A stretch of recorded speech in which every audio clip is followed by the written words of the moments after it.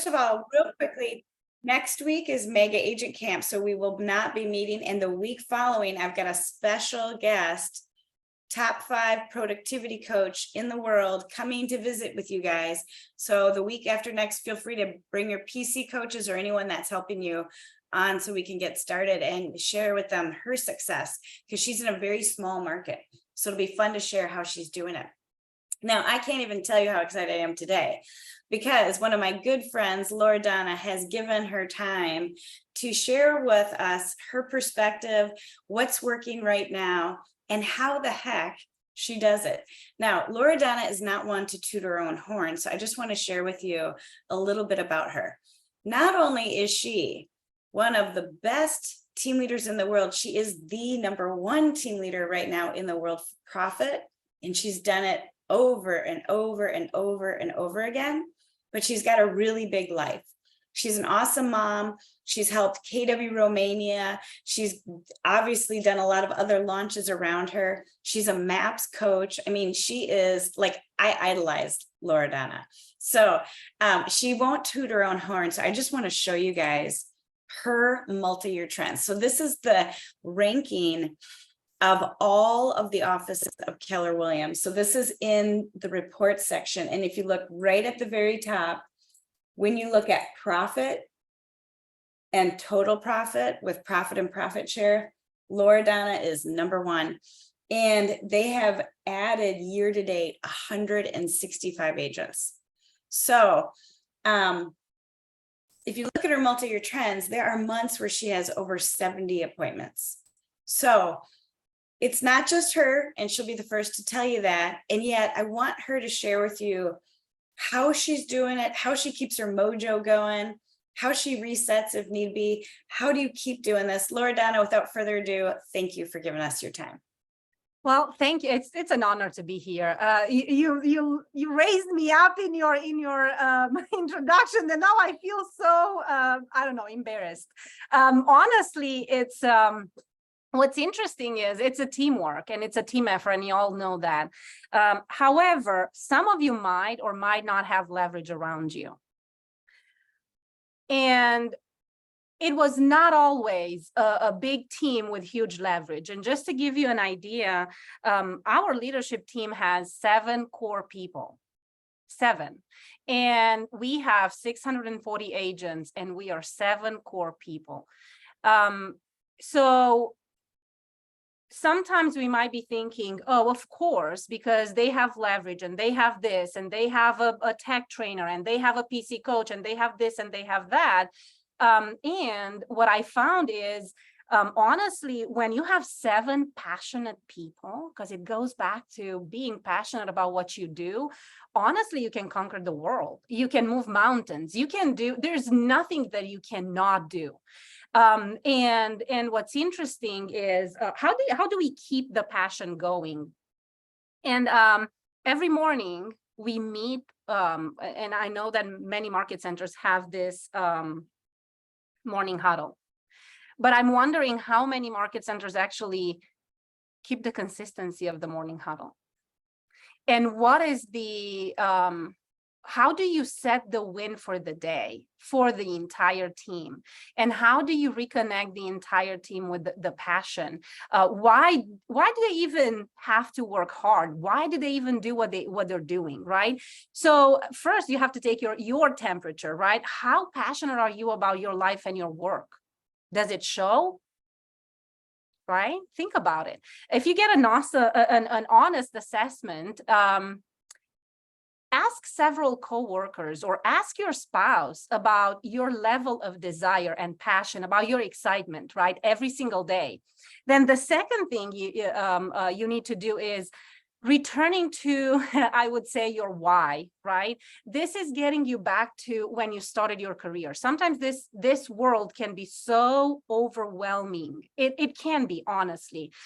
When you look at your calendar and you're like, oh my God, I mean, I have 12 appointments today in between team meetings and so on and so forth. And are you reconnected to your why? Why do you do what you do, right? And then the third thing that you want to do is, are you associating yourself with people with passion? You know, passion is contagious, right? And we can talk all day long about the hows. A lot of people just go ahead, we're doers, right? And a lot of people just go and say, how do you do this? Tell me the 5 steps, 1, 2, 3, 4, 5. And what's interesting is very few people follow through those 5 steps because they're not reconnected to their passion. So, and it's not just on you, it's on, your job is to make sure that the entire team, whether it's a team of 2 or a team of 3 or a team of just yourself, right? Are you checking in with your passion every single morning, right? Yeah, you might have thought, oh my God, there's a secret sauce. There is not a secret sauce, and it's not complicated at all. This morning. So let me ask you a little bit about that. So, because I'm hearing your passion, and let's go back to that a little. If maybe I'm not sure I'm really connected to my passion or my big why or any of that, if you were coaching me to help me rediscover that, what would you have me do? So, you know, we have this reconnecting to your why, right? What's your big why? We have this form Life by Design, right? Because we live in this practical world and we say, okay, I'm going to chase and I'm going to run to make this much money. And when I get there, I'm going to be happy. When I do this, I'm going to be happy. When I achieve that, I'm going to be happy. Well, the reality is that when you do that, we live in this interesting world. So we're all here and we want to get here, and we will get here. However, the second we get here, we desire more. So there's always this gap and this chasing for something, right? However, that's something, as long as it's connected to why do you do what you do, right? It's you just enjoy the journey. So I would highly recommend that you go back and read the one thing, start with why, right? Also the Life by Design form that I shared, it just transitions your mind from the physical world, right? Why do you have to make that much money, right? Is what do you want to fund? What does your life by design look like? What does your life, do you have, you personally, not the market, forget about that. You personally, do you have a 10 years GPS? Right. 10 years. So, Now for you and your team, if we looked at it, first of all, you are reconnecting with your life by design. You're redeveloping it every year and making it bigger and grander and more exciting. And then your team is as well. So if I'm part of your huddle, you know what my life by design is, right? Absolutely. And this is how it works. It's actually a system, right? So let's go to the hows, right? So we have a huddle and the perfect huddle in 5 steps. Number 1, you start with gratitude. Why do you think it's important to start with gratitude? Reset your mindset, right? Reset and get right. You know, they may have had a horrible drive-in. They may have had chaos in the morning, and that just gets everyone right back to where they need to be, right? I love that. Yes. And it opens your mind to possibilities. You seek positivity, right? So everybody on the team shares their gratitude. And honestly, sometimes I'm grateful for my coffee. And that's a gratitude. It doesn't have to be, I'm grateful for, I don't know, whatever, right? Sometimes is, I'm grateful that yesterday when I got home, dinner was done. Or I'm grateful that, right? Sometimes is, I'm grateful that I wasn't having a good day yesterday and one of the agents stopped by and actually lifted me up. Or I'm grateful. There's so many things, but it doesn't have to be a complicated thing. It's just setting everybody up for a positive thought, for a positive mindset. Now, the second thing we do, once we share the gratitude, the second thing we do is we share numbers.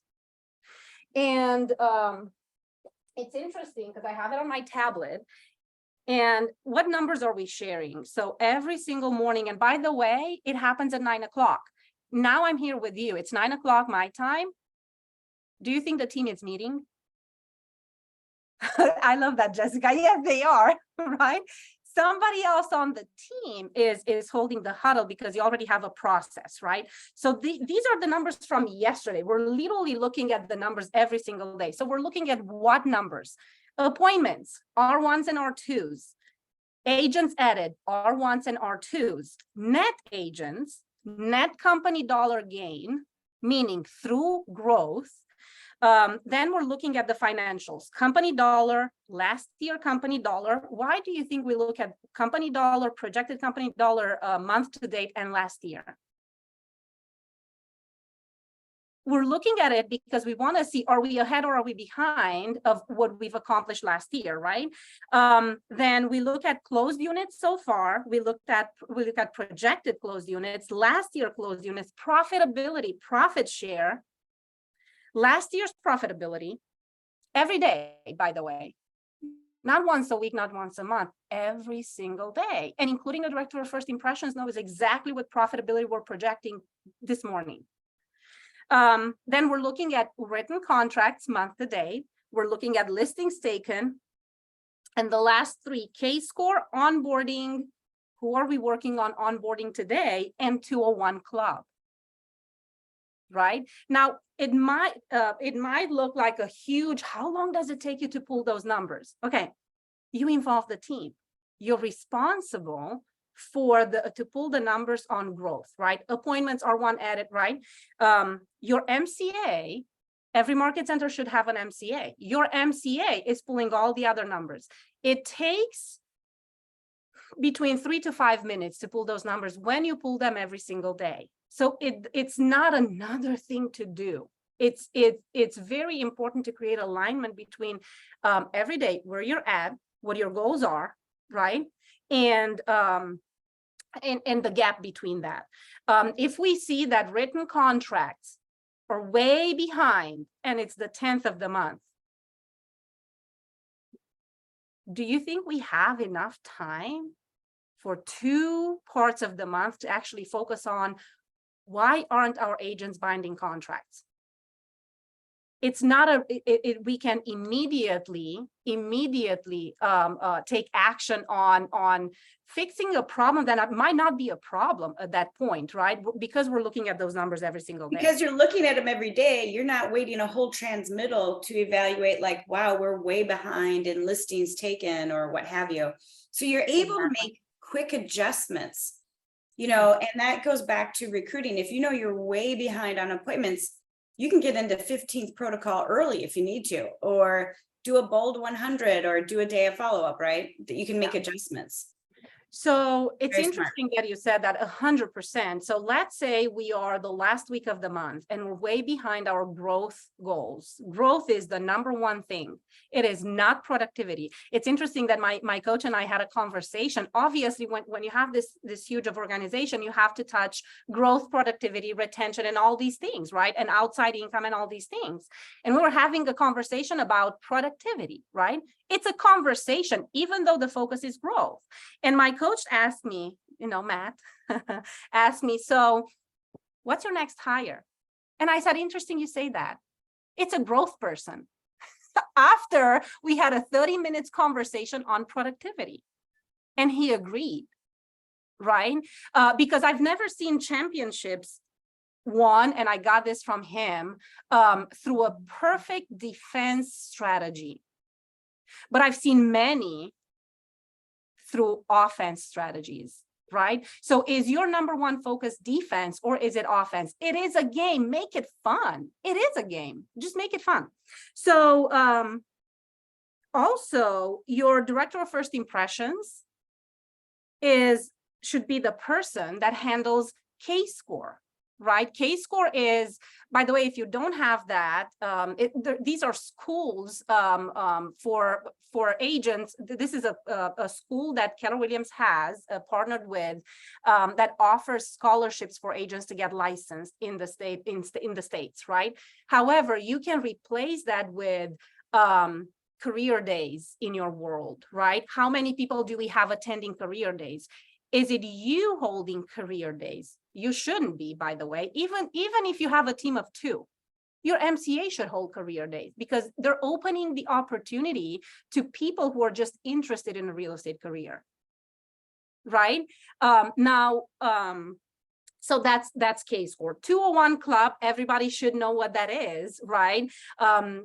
in Command, we have a stat, and it says that agents who have 201 people in their database make an average of $119,000 in commissions, right? We have that stat. You are all participating in the growth calls on Mondays.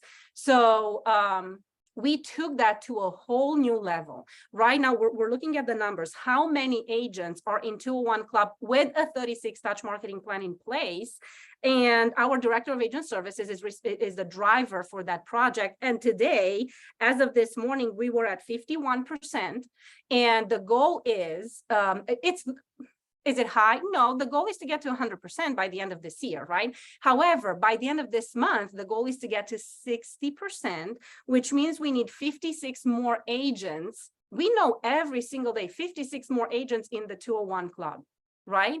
And the driver comes up with ideas. So how can we increase that number? And we're all helping, right? So that's how the team, and we're talking about this every single morning. So what's the win for the day? So next section of the huddle is sharing each person's one thing. So the questions you ask, what is your one thing that you're focusing on today that helps the market center grow? That helps the market center grow. And then you ask the question, how can I help? Right? And every single person goes through this exercise, right? And let's say we're in the last week of the month and we're way behind with our growth goals. What do you think the one thing looks like for every single person on the team? It's follow up with recruits and close. Follow up and close, follow up and close. It is not just that everybody on the team jumps in to make sure that our growth goals are achieved, right? Can you give us a little example of that? Like for the core, let's say front desk and MCA, because in most market centers, they're going to have that. If that is their leadership team around them, what would that look like? What does the MCA do? What does the director of first impressions or front desk do? So let's say the MCA, are you talking about when we all to help follow up, to, you know, okay, if you're way love behind. that. So the director of first impressions picks up the phone and calls and say, hey, John, this is Susie at Keller Williams, North Atlanta. I met you about a week ago and when you went with Loredana, and I'm just following up to see how can I help you get started today? That's it. Oh, I'm not ready to get started. What's holding you back from getting started? I haven't talked to my bro, whatever they say, the point is this, it's a closing conversation. What can I do to help you get started today? So you basically have just taken the time to empower your leadership team to have confidence in doing that. Absolutely. And you know what's interesting? You empower the team to fail. I'm big on that. How can we empower the team to fail? Why is that? Honestly, we celebrate failures because each failure adds to getting to success. There's no success, and we call it failures. However, it's just obstacles, right? So if you think about it, when they call and let's say they fail, they make 20 calls and none of them is ready to join. Well, you would say, is that a failure? To me, well, they didn't close anybody. However, right? However, to me, that just adds to the success because there's another note in command. And when I make the phone call, I know exactly what objection to handle and how to close and really close. Do they end up closing people? Absolutely. Is it at the same rate as you do? Well, you as a team leader, you're a salesperson. The MCA has an operations mind. The world needs, the business needs both. So I wouldn't expect the same conversion ratios, but it's a touch. And we all know that the money is in the follow-up, right? We increase communication in follow-up, right? But what happens if they don't? I mean, we're not going to scold them if they make 20 calls, they had 20 conversations, 10 conversations, 10 closing conversations. It's okay. We all move the needle one step, right? Well, and if you think about it, you know, if I'm a recruit in your pipeline, what a great experience if I have your MCA call and the front desk call I'm just getting exposed to the team that I would work with.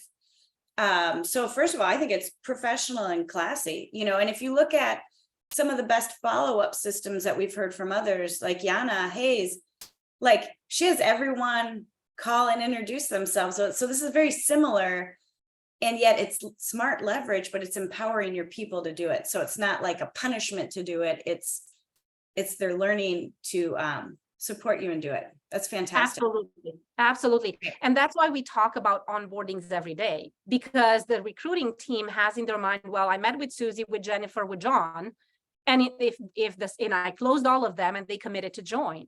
However, if we discuss it second morning and our director of agent services says, well, who are you working on onboarding today? Who are we welcoming to the market center? Well, Jennifer has completed the documents, but John and Susie haven't. Right? My one thing is to follow up and see if they need help.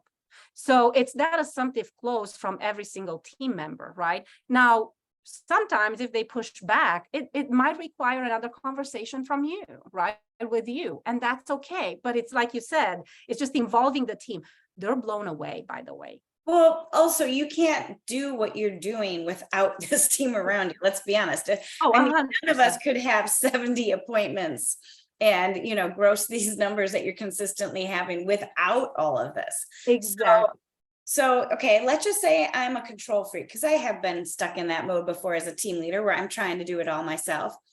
For those of us that are maybe like that, how did you learn to let go, and how did you hand things off? Give us some coaching around that. I'm a control freak too. I changed to who's a control freak? I am. Raise the hand. And I chose to move the focus of my control need to the results, not to the people. So people never fail, systems do. So when something is wrong or doesn't go well or whatever, or we have a big attrition ratio that day, or a big retention, and a lot of people leave, it's not the person, it's not the team, it's what system has failed on us. And what's interesting is when you grow at this scale, sometimes it's unreal, right? And every single week a system breaks. And you're in a constant, oh my God, when are we gonna get there? And the reality is, we have to enjoy the journey, because there's never a destination. I was gonna say, you're constantly evolving, and it's nothing different than like an agent when they take their first listing. It might take them all day to board that listing, but if all of a sudden they start taking 2 or 3 a week, they got to get a system, right? And that's what you've done. You've just continued to scale and scale and scale every time you break.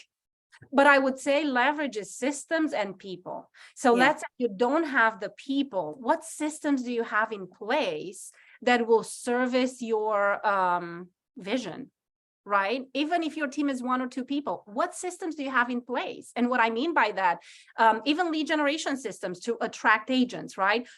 When you're not lead generating, someone or something has to lead generate at all times. And that's why we use MOFers. And we're going to get to that conversation in a minute, but I would like to finish the 5 steps, right? So number 1 is gratitude. Number 2 is numbers. Number 3 is sharing the one thing, and everybody jumping into what do you need help with, right? Number 4 is we tackle one tool every single day. 4 days a week. I'll tell you what we do on the 5th day. So 4 days a week, we discuss about one tool. One is the training tracker.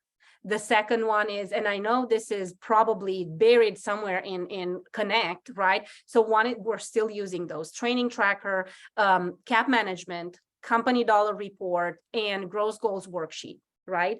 And company dollar, daily company dollar tool. Now, what we do in that one day, right, because we touch on all those tools, but what we do in one day is we read together.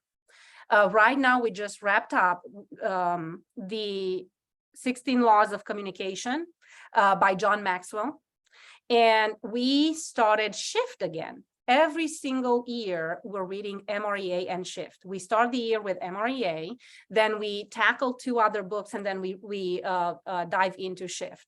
So I want you to imagine, because this is so, our agents should be speaking MREA and Shift language. It's actually a language, right? And I want you to imagine, so your friends from, I don't know, a different country, coming to your market center and speaking to you in a language that you don't understand and trying to get alignment between the team.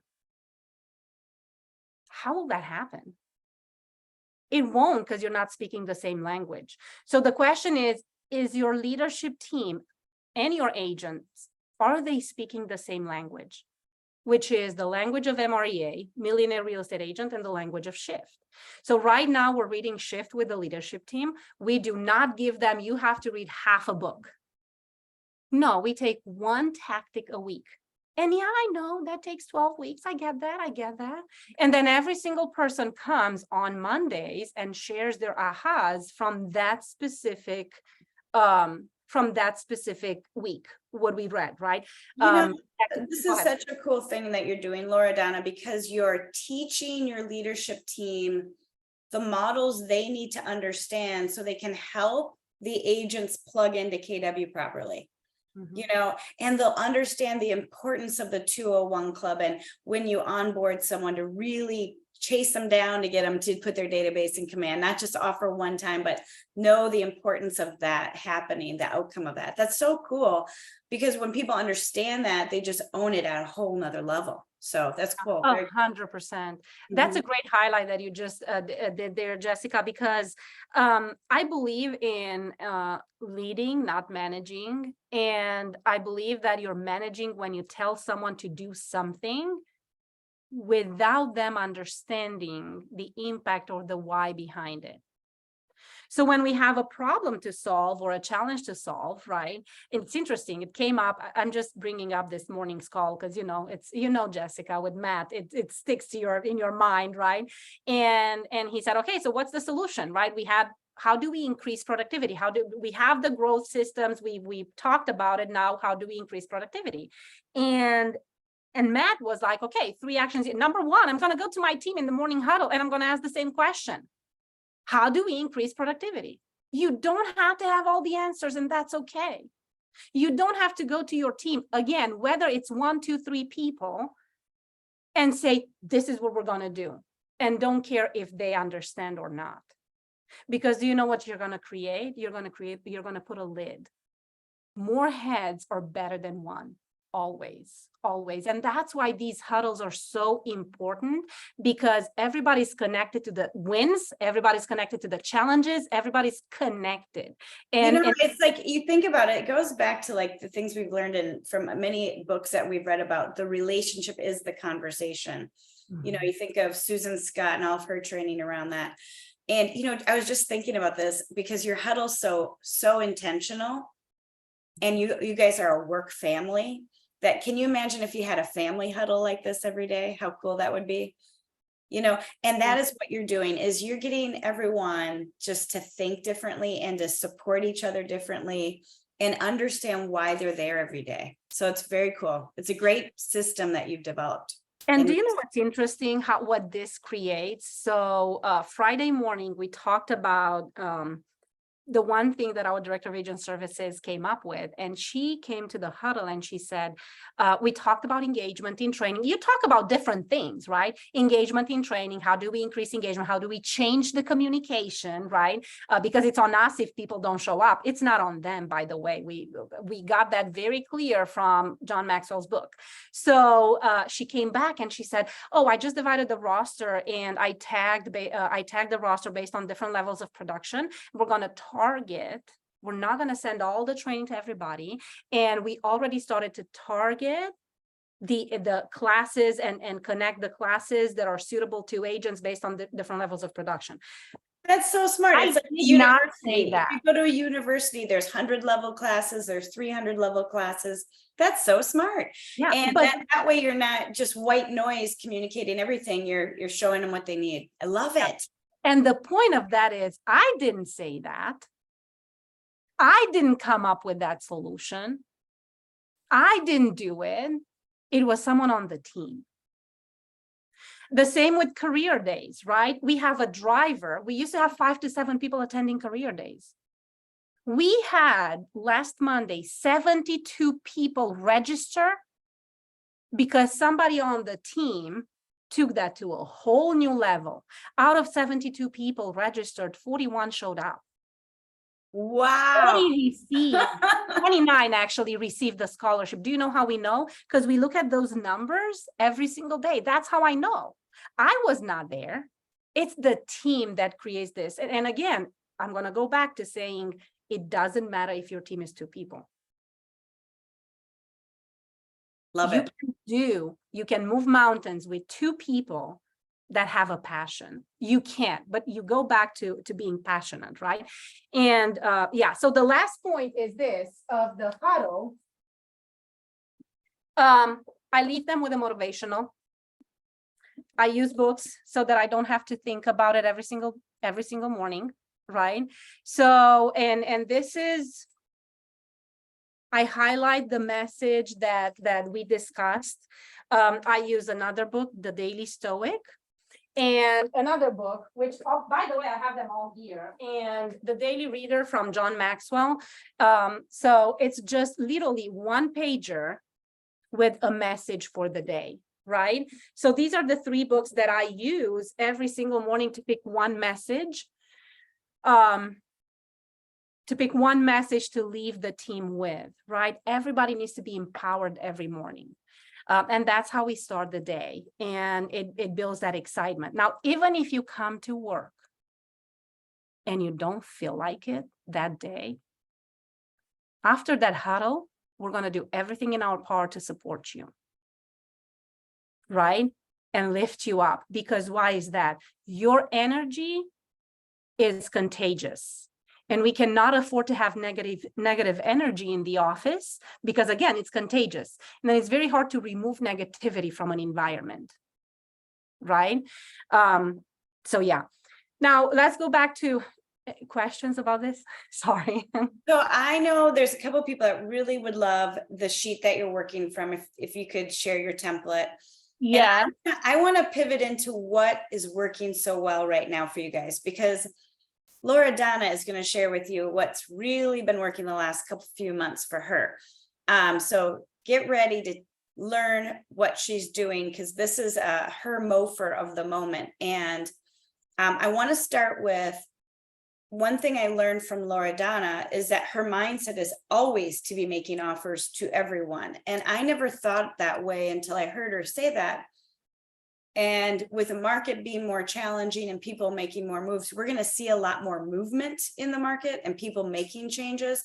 So this is a time where you want to cast a big net. You want to get your arms out and meet with everybody that's making changes. And so this tactic and strategy, if this is something you haven't done before, this is something that's proven. So love to share.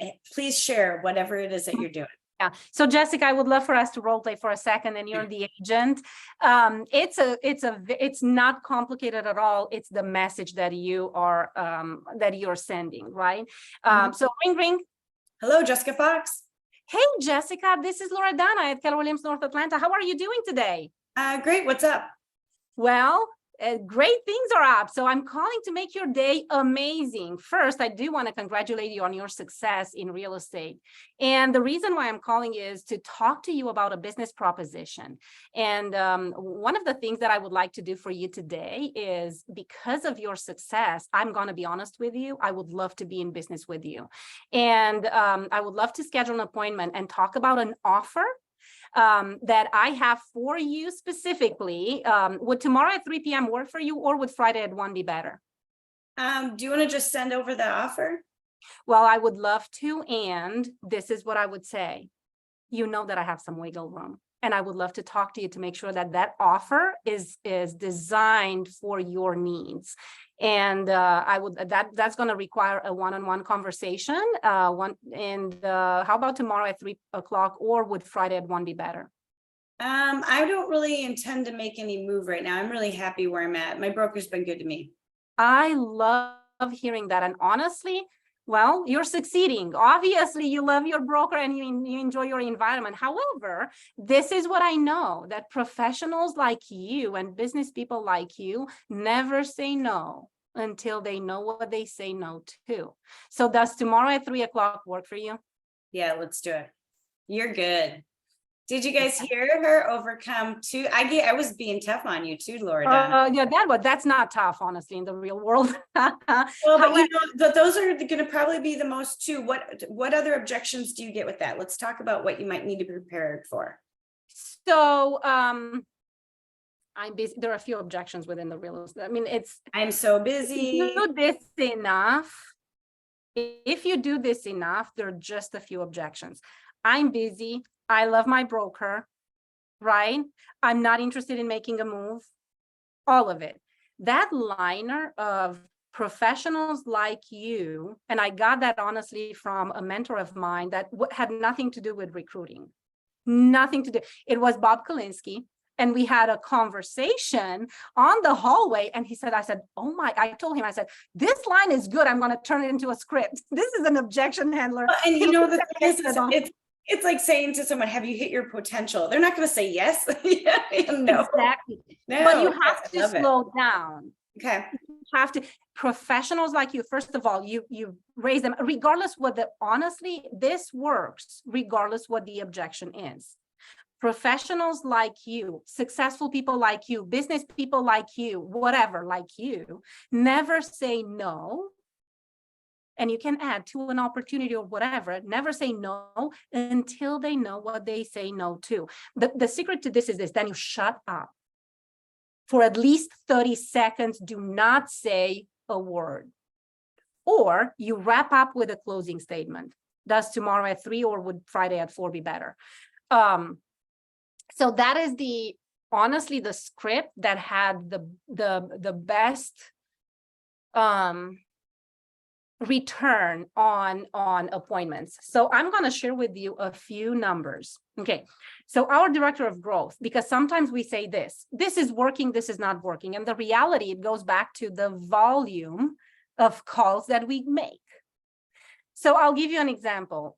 Hera is one of our director of growth. So she made in the month of July 427 calls.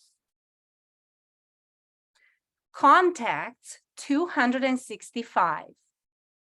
Appointments 25. Joined, signed, onboarded 6. And 3 committed for the following month. So 3 added to we count that as 3 added to the pipeline. Signed, committed, right? So this is what I would say.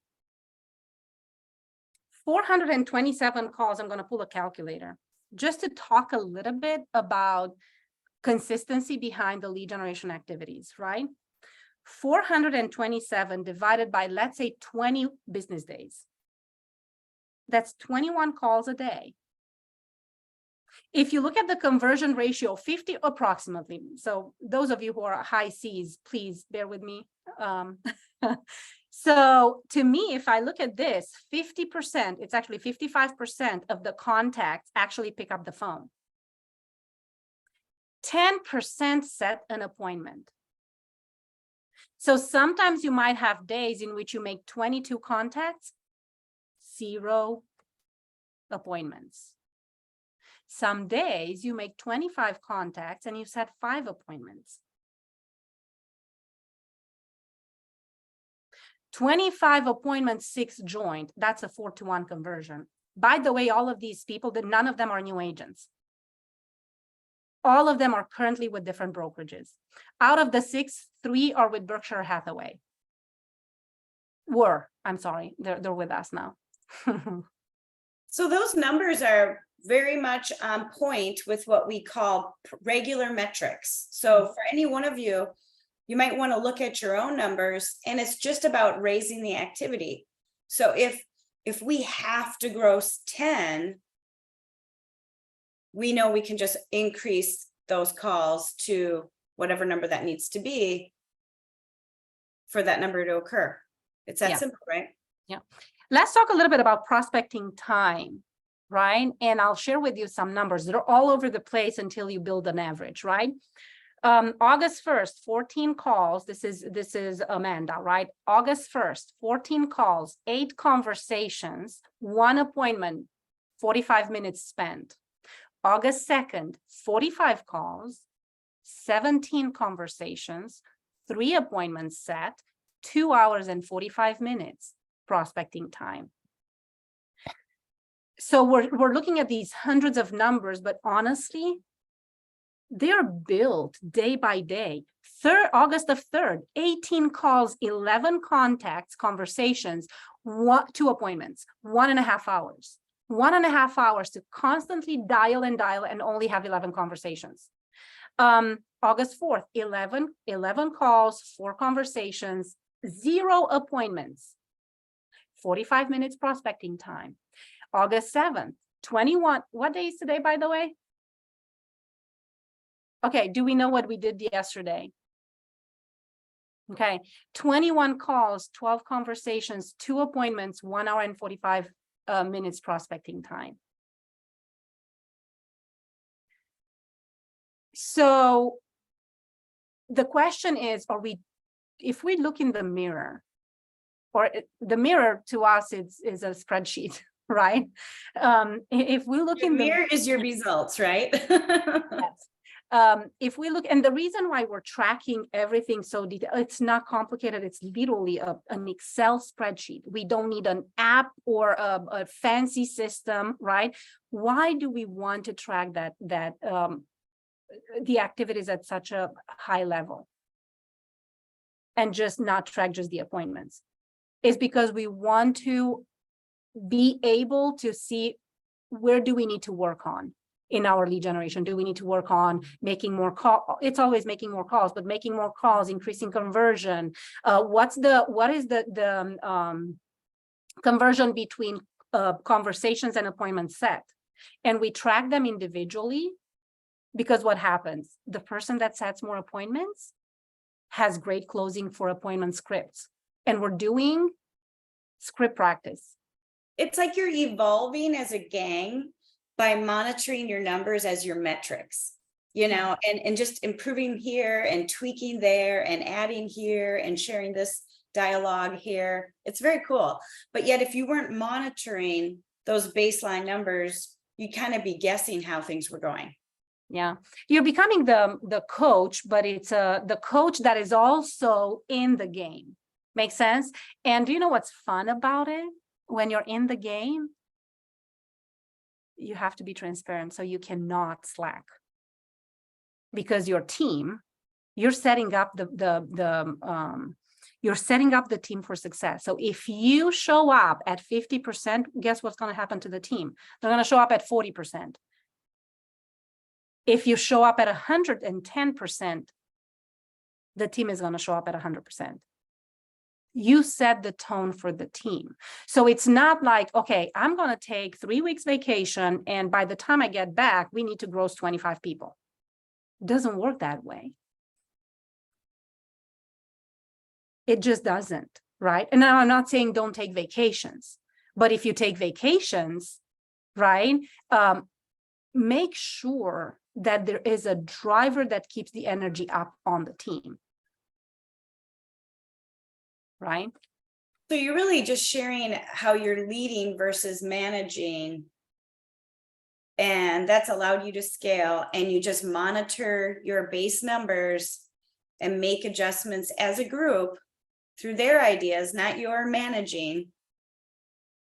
You're leading your questions, and they're the answer. That's really special. Very cool. I'm sure you don't have much turnover in your leadership team. That's really special.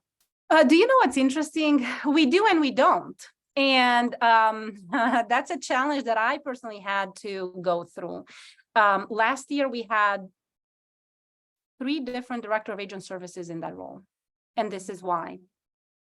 When you grow at a fast pace, by the way, we're friends with those who decided not to. You constantly have to check in with the team. Are they all in? Is what you're doing Is what they're doing every single day in alignment with where they want to go 5 years from now? Is that position the one that moves them forward? And if it's not, that's okay. Are they willing to give 100%? Honestly, this is what I told the team. The second you see that I don't show up at 100%, I want you to let me know, because we're going to look for another leader. I will not hold any of you back.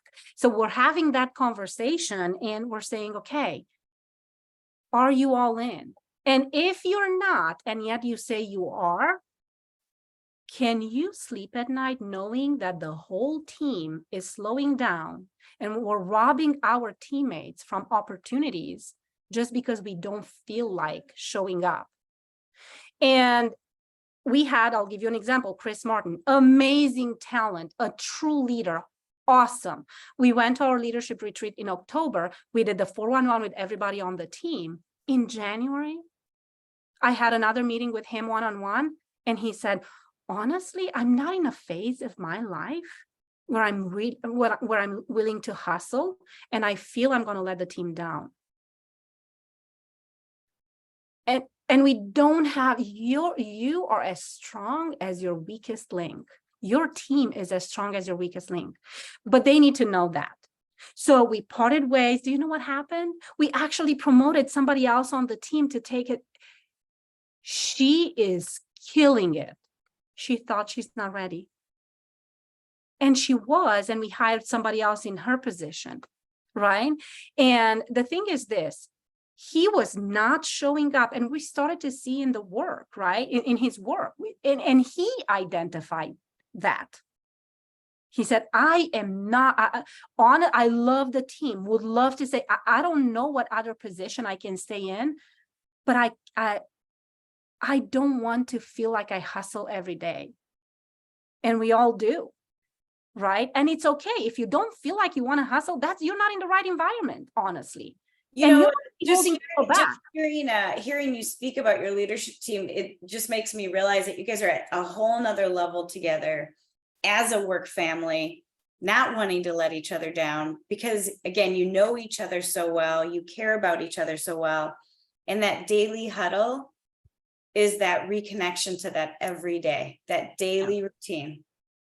Yeah. So cool. And it's interesting. Our MCA, Lynn, she meets with every single person on our leadership team to talk about their 411 every week.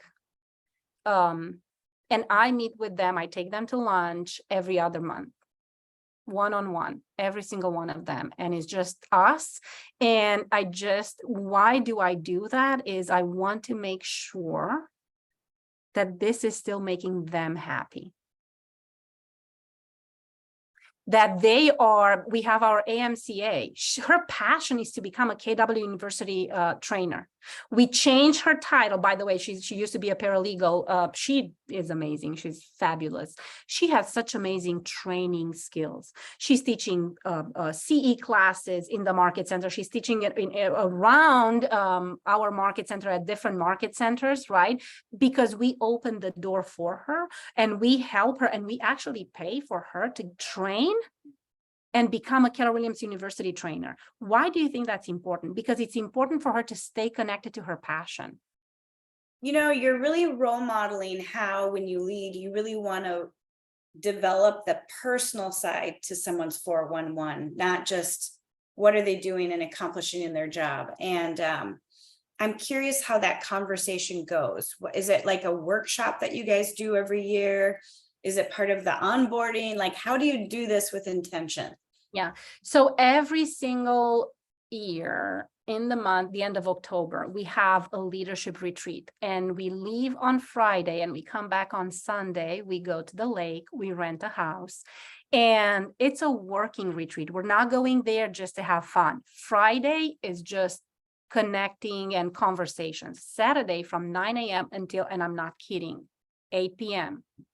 All we do is GPS 411. We celebrate wins. We look at, like, literally we analyze what we did well and what we missed that specific year.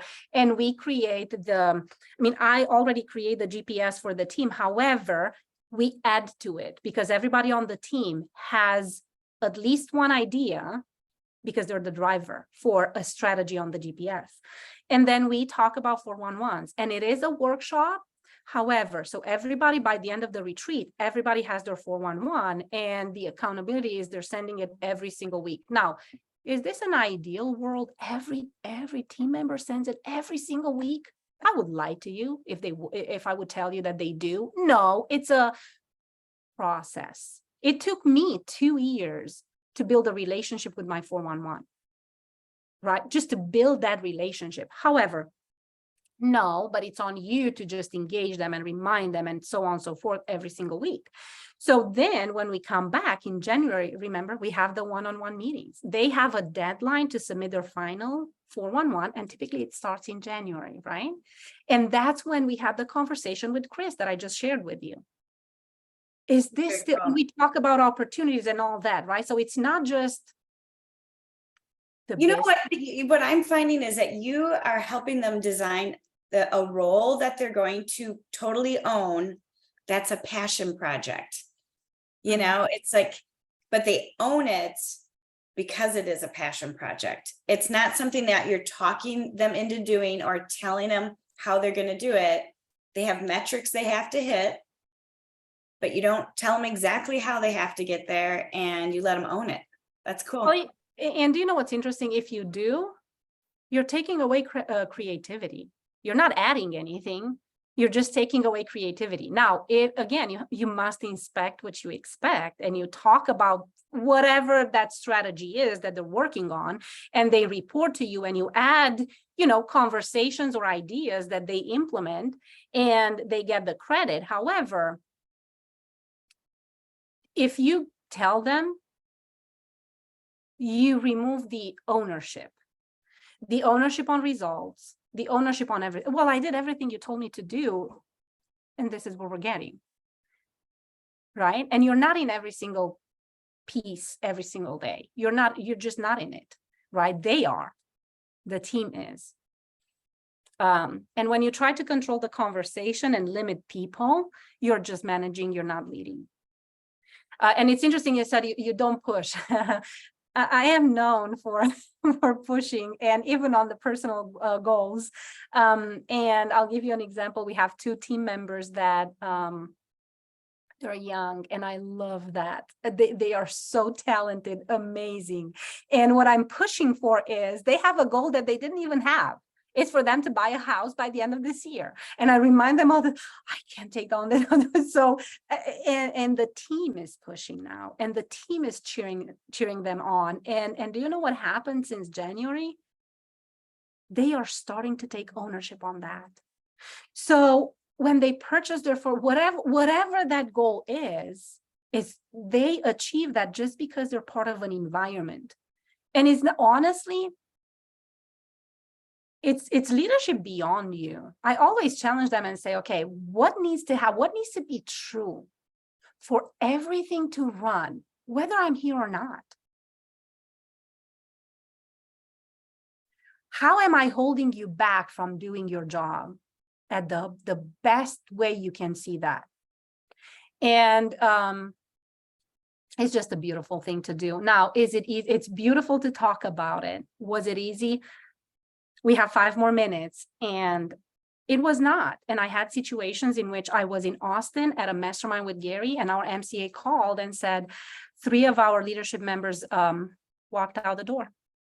I was not even there. And we ended up with 3 people and 550 agents. 3 people on the team and 550 agents. I can take you through all the emotions that you go through. And this is why, and it's on me, because I didn't have those recalibration conversations. And when you ask too much of a person that is not willing to, and it's okay, it doesn't make them good or bad, has nothing to do. It doesn't make them being passionate or not passionate. We go through different phases of life where I didn't see that. And I was pushing to help them more than they wanted to be helped. And I didn't see that. So I took a step back. took a look in the mirror and I said, what could I have done differently to avoid that to happen? So when you're telling me, well, our team is just 2, we've experienced that with 550 agents, 3 people. And it was not easy. I was doing recruiting, onboarding, working, I don't know, 18, 20 hours a day. And it was not easy. But sometimes you just do what you have to do to move past it. And if you're not willing to, honestly, I would go and have a conversation to your OP or whoever you can have a conversation with and say, I need to reconnect with the why. Ask for help. I don't feel like showing up at 100% every single day. Go to your coach and say, I need you to lift me up. I'm not at 100% right now. Go to your spouse and say, I need you to help me. I love what I do. I don't feel like showing up at 100% every day. I need to recalibrate. And honestly, the answer sometimes is not take a vacation. It's not. It's just changing your daily activities. Yeah. And I think it always comes back to remembering why you're doing this, or is your why changing for some reason? And we need to get back to that. So, you end with passion, and that's where it all started, right? Yeah. And that's where it's going to end, right? Whenever it will be. But for now, I'm actually addicted to what I do every single day, because I do wake up every morning and I say, what other business environment on this planet gives me the opportunity to impact so many lives? And honestly, I can't see one. Gives me the opportunity to help people think bigger, build bigger lives. But again, the hustle, nobody sees the hustle behind the scenes. But I can show you my calendar. Today I have 12 appointments, and I was not lying. By the way, after this one at 10 o'clock is 9:59. Upstairs, we have a full room and we're holding team meeting. Right? And then right after I have an R2 appointment. And then right after I have another R1 appointment. And then right after I have a business consultation. So the point is if you're passionate about what you do, you get energy. If you're not, you feel that you're leaving the energy in every meeting. So with passion, thank you, Jessica. It's been, you actually gave me energy. You all gave me a lot of energy. So I'm so pumped to go and hold an awesome team meeting for our agents, and then go on with the day.